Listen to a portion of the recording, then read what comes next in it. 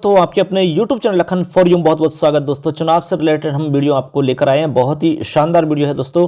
चुनाव में आपको किसी भी प्रकार की प्रॉब्लम नहीं हो, कोई भी काम आपका बिगड़े नहीं, अच्छे से सारे काम हो जाएं, इसीलिए हम ये वीडियो बना रहे हैं। हमने इससे पहले वीडियो बनाया था कि आप मतदान बूथ पर जाने से पहले कौन कौन सी बातों का ध्यान रखें, कौन कौन सी चीज़ों को आपको जांच करनी है अच्छे से, मतदान बूथ की स्थापना आपको कैसे करनी है। और इस वीडियो में हम बताने वाले हैं कि मतदान के पूर्व की आवश्यक तैयारी कौन कौन सी है, आपको कौन कौन सी मतदान से पहले तैयारी करनी है, जिससे कि कोई भी दिक्कत आपके सामने नहीं आए। दोस्तों, ये आपको हम अनुभव बता रहे हैं, आपको कोई प्रॉब्लम नहीं आएगी, चुनाव से आपको डर नहीं लगेगा, बल्कि आप चुनाव अच्छे से मस्ती के साथ में करवा के कंप्लीट आ जाओगी। इसलिए आपको अपने काम को समझना है, इसलिए स्मार्ट बनो और अच्छे से काम को करो। देखिए, यहां पर हम आपको एक एक चीज बता रहा हूं। देखिए, जैसे कि आप स्क्रीन पर देख रहे हैं, मतदान के पूर्व की आवश्यक तैयारी कौन कौन सी है। तो सबसे पहले बता रहे हैं कि आपको मतदान के पूर्व की आवश्यक तैयारी करनी है, जिसमें विशेषकर वोटिंग मशीन को तैयार करना और मतदान के दौरान मशीन के सही और सुचारू संचालन को सुनिश्चित करना, ये सबसे महत्वपूर्ण बात है। यानी कि आपको सबसे पहले क्या करना है, मतदान के पूर्व की आवश्यक तैयारी में यानी वोटिंग मशीन को तैयार करना है। आपके पास जो वोटिंग मशीन मिलेंगी, यानी कि आपको 2 कंट्रोल यूनिट मिलेंगी, 2 आपको बैलेट यूनिट मिलेंगी, दोनों को आपको अच्छे से बिल्कुल सेट कर लेना है और दोनों को बिल्कुल ओके है या नहीं, ये आपको पहले से चेक कर लेना है। दोनों सुचारू रूप से उनका संचालन हो रहा है कि नहीं हो रहा है, ये बिल्कुल आप ओके करके देख लो और बिल्कुल आप अच्छे से व्यवस्थित होकर के अपनी तैयारी पूरी कर लें। आगे कह रहे हैं कि दोनों पदों यानी कि जिला परिषद और पंचायत समिति दोनों के लिए चुनावों के लिए प्रयुक्त वोटिंग मशीनों के 2 अलग अलग सेट होंगे। आपको ये पता है, 2 अलग अलग मिलेंगे। तो विशेष सावधानी रखें कि इनकी कंट्रोल यूनिट और बैलेट यूनिट परस्पर मिक्स नहीं हो जाएं, ये आपको ध्यान में रखना है। इसमें आपको सावधानी बरतनी है। मतलब जो बैलेट यूनिट आपकी जिला परिषद की है, तो वो जिला परिषद के लिए ही रहनी चाहिए, आपके आपस में मिक्स नहीं हो जानी चाहिए।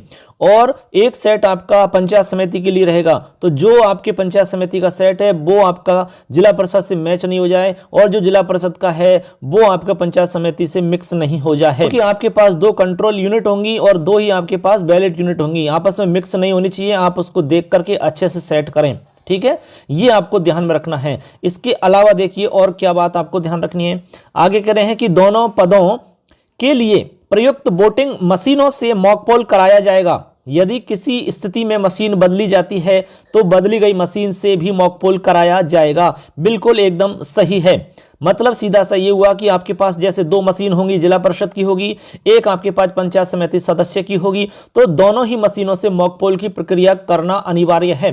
बहुत सारे साथी सोच रहे होंगे भाई एक से करवा लेंगे, ऐसा नहीं है। दोनों मशीनों से अलग अलग स्थिति में आपको मॉक पोल करवाना अनिवार्य है। मॉक पोल का मतलब ये है कि हमारी जो मशीन है बिल्कुल दुरुस्त है और बिल्कुल ओके तरीका से चल रही है, कोई प्रॉब्लम इनमें नहीं है। कहा जा रहा है आगे कि यदि मशीन किसी भी स्थिति में बदली जाती है, खराब हो जाती है या कोई भी मिस्टेक आ जाती है जिससे मशीन बदली जाती है, तो जो बदल के दूसरी मशीन आएगी उसमें भी मॉक पोल करवाना अनिवार्य है। अब मॉक पोल की अलग से हम प्रोसेस बता देंगे कैसे करना है, पूरी डिटेल से आपको प्रैक्टिकली रूप में बताएंगे कि मॉक पोल होता कैसे है और उसमें मॉक पोल में आपको कौन कौन से जो काम करने होते हैं, कौन कौन सी बातों का ध्यान रखना होता है। अब देखो आगे देखते हैं, आगे आपको और क्या करना होता है। आगे बता रहे हैं इसमें, देखिए मॉक पोल जिला परिषद सदस्य एवं पंचायत समिति सदस्य के अलग अलग करना होगा। मॉक पोल का जो सर्टिफिकेट है वो भी अलग अलग तैयार करके देना होगा। तो ये बात तो स्पष्ट हो चुकी है कि आपको मॉक पोल जो है वो अलग अलग स्थिति में करना है। मतलब जिला परिषद के लिए मॉक पोल आपको अलग से करना होगा और पंचायत समिति सदस्य के चुनाव के लिए अलग से मॉक पोल करना होगा। दोनों के अलग अलग आपको सर्टिफिकेट तैयार करने होंगे, यानी कि जो मॉक पोल का सर्टिफिकेट तैयार होता है वो दोनों का अलग अलग होगा। अब एक काम तो ये हो गया कि मशीन आपने चेक कर ली, अच्छे से बिल्कुल देख लिया, कमरे के अंदर पूरी तरीके से सारा कुछ सही है, ठीक है। साथियों, यहां पर जो आपका काम स्टार्ट होगा वो मतदान अभिकर्ताओं से होगा। यानी कि मतदान अभिकर्ता आपके पास आएंगे, तो मतदान अभिकर्ताओं के बारे में यहां पर कुछ बातें हैं जो आपको अच्छे से समझ लेनी है। अब वो क्या है, चलिए यहां पर हम अब बता रहे हैं इसमें आगे मतदान अभिकर्ताओं के विषय में कौन कौन सी बातें हैं। राजस्थान पंचायत चुनाव की हम बात कर रहे हैं। वैसे तो कोई भी चुनाव हो, सब जगह आपके लिए ये बातें लगभग समान हैं। मतदान अभिकर्ता के विषय में कौन कौन सी बातें आपको ध्यान में रखनी है। सबसे पहले तो है मतदान अभिकर्ता की नियुक्ति। जो मतदान अभिकर्ता होगा, एजेंट होगा, उसकी नियुक्ति कैसे करते हैं, कौन कौन सी बातों का ध्यान रखना होता है। देखिए, मतदान अभिकर्ता की नियुक्ति प्रारूप 9 में अभ्यर्थी अथवा उसके निर्वाचन अभिकर्ता के द्वारा की जाएगी। ठीक है, यानी कि जो उसका कैंडिडेट होगा उसके द्वारा भी की जा सकती है। इसके अलावा जो कैंडिडेट का जो अलग से एक कैंडिडेट और होता है बीच में, जो वो अपॉइंट करता है उसको, उसके माध्यम से भी अभिकर्ता की नियुक्ति की जा सकती है। आगे कह रहे हैं कि मतदान अभिकर्ता द्वारा प्रस्तुत उसके मूल नियुक्ति आदेश यानी कि प्रारूप 9 के आधार पर पीठासीन अधिकारी उसे मतदान केंद्र में प्रवेश देगा। कहने का मतलब है कि जो भी एजेंट आएगा, एजेंट के पास एक फॉर्म होगा जो कि उसका नियुक्ति आदेश होता है, जिसको हम प्रारूप 9 कहते हैं। अब ये प्रारूप 9 वो खुद लेकर के आएगा, उसका जो कैंडिडेट होगा जो चुनाव लड़ रहा है वो वहां पर साइन करके भेजेगा, या फिर वो डायरेक्ट वो कैंडिडेट नहीं होता है तो उस कैंडिडेट का भी एक दूसरा कोई अपॉइंट किया हुआ रहता है प्रतिनिधि, वो भी उस एजेंट को नियुक्त करके भेज सकता है। उसके आधार पर आपको कोई भी डॉक्यूमेंट्स उसका देख लेना है, अच्छे से पहचान कर लेनी है, उसका वोटर लिस्ट में नाम भी होना चाहिए वहां पर। इसके आधार पे आप सारी चेक करके उसको प्रवेश दे देंगे। आगे देखिए, प्रारूप 9 में नियुक्ति पत्र पर मतदान अभिकर्ता के भी सहमति स्वरूप हस्ताक्षर होंगे, यानी कि उसके भी हस्ताक्षर उस पर करवा लेने हैं। मतदान अभिकर्ता द्वारा मतदान केंद्र पर पीठासीन अधिकारी के समक्ष पुनः हस्ताक्षर करने होंगे। अब यहां पर कह रहे हैं कि मतदान अभिकर्ता के द्वारा मतदान केंद्र पर भी पीठासीन अधिकारी के सामने हस्ताक्षर करने होते हैं। इस प्रकार से आपको ये काम करना है। ये बता रहे हैं, देखिए इसी से रिलेटेड है। कहते हैं कि मतदान अभिकर्ता उसी मतदान केंद्र अथवा पंचायत के किसी मतदान केंद्र का मतदाता भी होना चाहिए और उसके पास फोटो पहचान पत्र यानी कि ईपिक भी होना जरूरी है। तो हमने कहा कि वहां का वो वोटर होना चाहिए, यानी कि वोटर लिस्ट जो है उसके अंदर उसका नाम होना चाहिए और उसके पास में ईपिक भी होना जरूरी है। उसके बाद में आगे क्या है सुनिए। आगे बता रहे हैं कि मतदान अभिकर्ताओं को मतदान केंद्र में मतदान के समय अपना ईपिक अथवा पहचान पत्र अपने शरीर पर प्रदर्शित करते हुए धारण करना होगा ताकि उनकी तुरंत पहचान हो सके। कहने का मतलब ये है सीधा सा कि जो एजेंट होंगे, जो अंदर बैठेंगे एजेंट कमरे के अंदर, उनके पास कोई भी एक फोटो पहचान वाला उनके पास कोई भी आईडी कार्ड होना चाहिए, यानी कि ईपिक समझ लो आप, ईपिक होना चाहिए। ठीक है, अब उस ईपिक को वो कहां पर लगाएंगे, अपनी बॉडी पर लगाएंगे। जैसे कि अपन जेब पर लगाते हैं ना, अपनी जो जेब होता है शर्ट का, उस शर्ट के जेब पर लगा सकते हैं। कोट पहन रखा तो कोट के ऊपर लगा सकते हैं, पिन आलपिन वगैरह किसी से भी। उससे क्या होगा कि तुरंत उससे उसकी पहचान हो सके। ऐसे आप उसको ये बात ध्यान में रखना है। तो इस प्रकार से आपको ये कार्य करना है। आगे देखिए, मतदान अभिकर्ता के पास में यदि ईपिक नहीं है, मान लो जो एजेंट है उसके पास ईपिक नहीं है, तो ऐसी स्थिति में क्या करेंगे, तो फिर आप क्या करेंगे, ऐसी स्थिति में केंद्र या राज्य सरकार के किसी विभाग या संस्था से जारी जो फोटो युक्त पहचान पत्र है वो भी मान्य होगा। उसके आधार पर भी आप उसको प्रवेश दे सकेंगे। आगे कह रहा है कि बिना ईपिक या उक्त फोटो युक्त पहचान पत्र या दस्तावेज के मतदान अभिकर्ता मतदान केंद्र में नहीं बैठ सकेगा। यदि उसके पास ऐसा कोई भी दस्तावेज नहीं है तो उसको आप अनुमति नहीं देंगे वहां पर बैठने की। आगे, किसी भी अभ्यर्थी को ऐसे व्यक्ति को मतदान अभिकर्ता नहीं बनाना चाहिए जो आपराधिक पृष्ठभूमि का है, यानी कोई व्यक्ति ऐसा है जो आपराधिक पृष्ठभूमि वाला है, ठीक है, उसका जो बैकग्राउंड है वो ठीक नहीं है, अपराध प्रवृत्तियों से युक्त है, तो ऐसे व्यक्ति को एजेंट नियुक्त नहीं करना चाहिए। यहां ये बात स्पष्ट लिखी गई है। तो आगे कह रहे हैं, यहां पर देखिए, आगे देखते हैं आगे क्या स्थिति है। कह रहे हैं कि मतदान अभिकर्ताओं के द्वारा अभ्यर्थी के नाम जिसके लिए वह मतदान अभिकर्ता के रूप में कार्य कर रहा है वाला एक छोटा बैज लगाया जाएगा।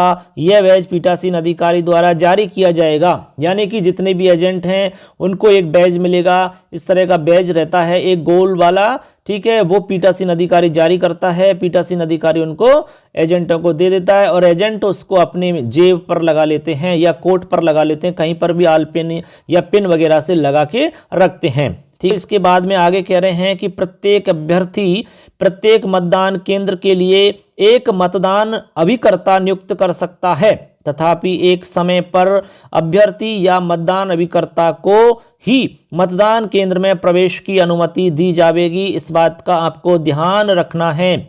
यानी कि एक साथ में या तो अभ्यर्थी और मतदान अभिकर्ता दोनों में से एक ही आएगा, ऐसा नहीं कि दोनों आ जाएं, ऐसी अनुमति नहीं मिलेगी। आप दोनों में से एक को ही अनुमति देंगे। ठीक है, कह रहे हैं कि इसके लिए एंट्री पास भी पीठासीन अधिकारी द्वारा जारी किए जाएंगे ताकि एक समय में किसी एक अभ्यर्थी के एक से अधिक एजेंट ना रहें। यानी एक अभ्यर्थी है तो उसके एक से ज्यादा एजेंट नहीं रहें।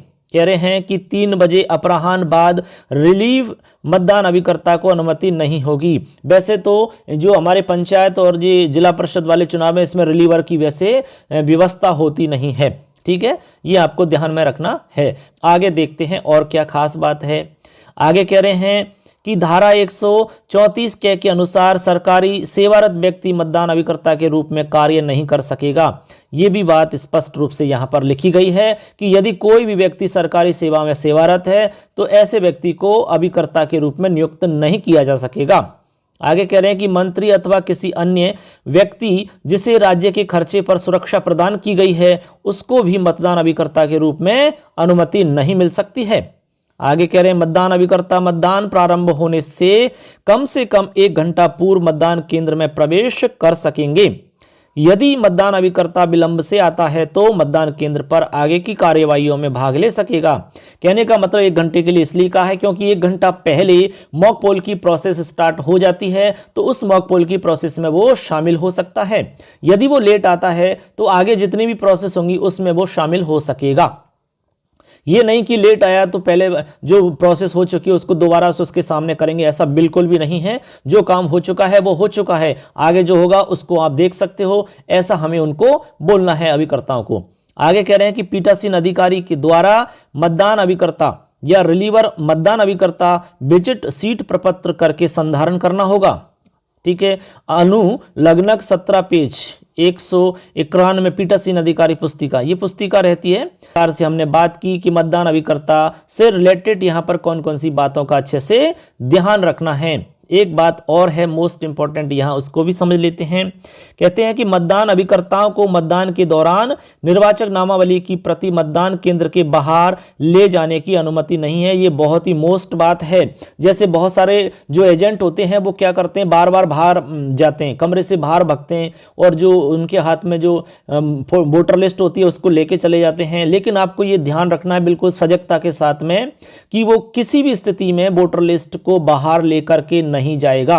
ठीक है, जो भी उसके पास निर्वाचक नामावली की प्रति रहेगी उसको वो केंद्र से बाहर नहीं ले जा सकेगा, उस कमरे से बाहर नहीं ले जा सकेगा। उसको बिल्कुल भी साफ साफ मना कर दें कि यदि आपको बाहर जाना है तो इस वोटर लिस्ट को अपने पास रख के जाएं, मतलब कि पीआरओ साहब के पास रख के जाएं और जब बाद में आए तो उसको वापस ले सकते हैं, लेकिन बाहर नहीं ले जा सकते। आगे कह रहे हैं इसी में कि किसी कारणवश मतदान केंद्र के बाहर जाने के पूर्व मतदान अभिकर्ता द्वारा निर्वाचक नामावली की अपनी प्रति पीठासीन अधिकारी को सुपुर्द की जाएगी। यानी कि बाहर जाएगा तो पहले पीआरओ साहब को वो दे करके जाएगा। आगे लिखते हैं कि मतदान के दौरान कोई मतदान अभिकर्ता किसी पर्ची के माध्यम से मतदान केंद्र के बाहर क्रमांक इत्यादि अंकित कर ऐसी कोई सूचना नहीं भेज सकता है कि किस मतदाता ने मतदान कर लिया या किसने मतदान नहीं किया। बहुत सारे लोग चिट के माध्यम से लिख देते हैं और फलाने फलाने व्यक्ति का वोट नहीं डला है क्या, अच्छा उसको वोट डलवाओ, ऐसे लिख करके कोई पर्ची दे रहे हैं। कोई पर्ची बाहर से आ रही है, कोई अंदर से जा रही है, ऐसा कोई भी कार्य नहीं होगा। इस बात का हमें ध्यान रखना है। ठीक है, तो इस प्रकार से यहां पर हमने आपको बताया कि मतदान स्टार्ट होने से पूर्व आपको कौन कौन सी बातों का ध्यान रखना है। अब ऐसे करके आपने एजेंटों की नियुक्ति कर दी, उसके बाद में आपको एक प्रपत्र आता है, यानी कि एजेंटों की नियुक्ति का एक फॉर्म होगा। उस फॉर्म को आपको भर लेना है। उस फॉर्म को मैं अलग से सेपरेट बता दूंगा कि एजेंट की नियुक्ति करने वाला फॉर्म कैसे भरा जाता है, उसमें कहां पर क्या लिखा जाएगा वो आपको अच्छे से समझा दूंगा, जिससे कि आपको बिल्कुल दिक्कत नहीं आएगी। क्योंकि उस समय बहुत सारे हमारे जो साथी हैं उनको दिक्कत आती है, वो सोचने में लग जाते हैं कि भाई इसमें क्या भरें, इसमें क्या नहीं भरें। कभी कभी दिक्कत हो जाती है, समझ में नहीं आता कि इसमें भरें क्या। तो अब मैं आपको सारा बता दूंगा जिससे कोई दिक्कत नहीं आएगी, आप अच्छे से फटाफट भर लोगे। बस ये वीडियो आपको देखना है और हमारे चैनल को सब्सक्राइब कर लेना है, क्योंकि इसमें सारी जानकारी मिलेगी आपको, पूरी जानकारी दूंगा मैं इसमें, कंप्लीट आपको कोई भी काम नहीं बचेगा चुनाव से संबंधित। तो ऐसे करके इस वीडियो में आपने जाना कि किस प्रकार से आपको मतदान जो अभिकर्ता हैं उनको नियुक्ति करवानी है, कैसे कैसे उनसे रिलेटेड आपको बात ध्यान रखनी है, कौन कौन सी बातों को आपको विशेष रूप से ध्यान में रखना होगा इनसे संबंधित। इसके अब मतदान अभिकर्ताओं के काम क्या होते हैं वो तो आप जानते ही हैं, ठीक है। वो भी पहचान करते हैं, उनके पास भी वोटर लिस्ट होती है, उसमें मिलान करते हैं वोटरों का, ठीक है। और वो चाहें तो उन पर चैलेंज भी कर सकते हैं, लेकिन चैलेंज कब कर सकते हैं, वो तभी कर सकते हैं जब पीओ फर्स्ट उसकी पहचान कर रहा होता है। पीओ फर्स्ट ने उसको वेरीफाई नहीं किया है, उससे पहले ही एजेंट जो हैं वो चुनौती दे सकते हैं कि नहीं नहीं ये श्यामलाल नहीं है, ये तो रामलाल है, ऐसी चुनौती दे सकते हैं। लेकिन पीओ फर्स्ट ने उसको ओके कर दिया, वेरीफाई कर दिया, उसके बाद में कोई भी एजेंट उसको चुनौती नहीं दे सकता। इसलिए ये एजेंटों के भी काम होते हैं। तो एजेंट जो होते हैं वो पूरी प्रक्रिया देखते हैं, उसमें शामिल रहते हैं, उनके समक्ष ही बहुत सारे काम हमें करने होते हैं। तो इस प्रकार से ये वीडियो हमारा पूरा हो जाता है। अगले वीडियो में हम आपसे बात करेंगे, आगे की प्रोसेस में आपको बताएंगे क्या महत्वपूर्ण है आपके चुनाव से रिलेटेड, वो सारी चीज़ें आपको हम बताएंगे। अगले वीडियो में साथियों हम आपको बताएंगे जो अलग अलग हमारे जैसे कि पीआरओ साहब हैं, पीओ फर्स्ट हैं, सेकंड थर्ड फोर्थ हैं, इनके अलग अलग कामों को हम बिल्कुल अपडेट काम जो हैं आज के हिसाब से जो वर्तमान समय में चल रही है स्थिति उसके हिसाब से आपको अपडेट काम हम आपको बताएंगे। तो अपने अपने कामों को आप अच्छे से समझ जाओगे तो सारा काम अपने आप हो जाएगा। धन्यवाद। जय हिंद, जय तु भारतम, वंदे मातरम। मिलेंगे अगली वीडियो में, तब तक के लिए अपना और अपनों का ध्यान रखें।